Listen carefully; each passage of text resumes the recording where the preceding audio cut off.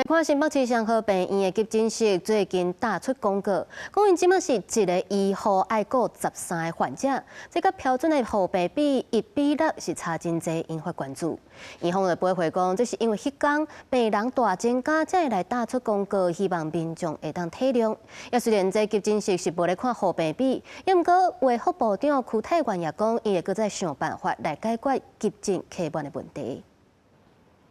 急诊室门口病人来来去去，上河病院是新北重要医学中心。最近有网友伫网络打出急诊室门口字条，顶头写本急诊即阵护病比例1:13，若无多等会使到附近其他急诊。也若护病比例数字引起注意，因为依照即阵3班的护病比例标准，卫福部是奖励医学中心伫这日班达到1:6。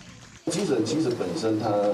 没有护病比这件事情，有时候是一阵子就会比较多人哈。 所以，而且双和医院位在那个地方，其实一直都是急诊的重症，总是要让它有一个适当的调配机制。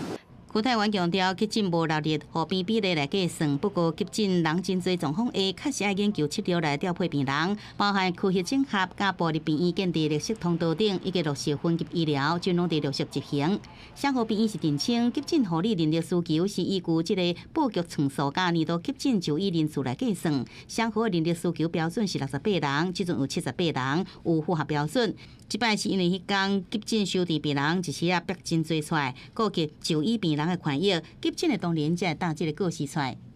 那这以职业安全卫生法来讲，你雇主本来就要注重我们的身心健康，还有我们的工作安全。可是我们的现行法规在制定的时候，我们的卫福部根本就没有去看到这一些的法律规范，不只是工时啊，还有我们人员在照护的身心负荷。 护理师团体是主张医疗机构设置标准，爱纳入职业安全卫生法，另外应该爱3班的护病比例立法，问诊状况疏通了后，才有法度改善急诊。对此，邱泰源是讲，先用奖励机制，确保病院会使达到3班的护病比例标准，到时阵自然就立法，同时一定会顾到病人的权利。记者综合报道。